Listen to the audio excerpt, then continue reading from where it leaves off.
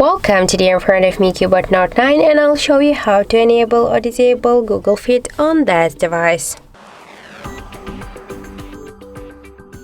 So now we can see that the Discover is activated, and if you want to turn it off, we should hold for a while our device screen and then tap here to Home Settings. Then you'll see here Show Google Apps Watcher, and just to turn off Google Discover we should click here once on the switcher, and after that we can see that the Google Fit is turned off successfully. If you want to turn it on again, by the same way, hold your device home screen, tap to Home Settings and tap to the switcher to show the Google app. And that's it. So thank you for watching, and if you find this video helpful, don't forget to leave a like, comment and to subscribe our channel.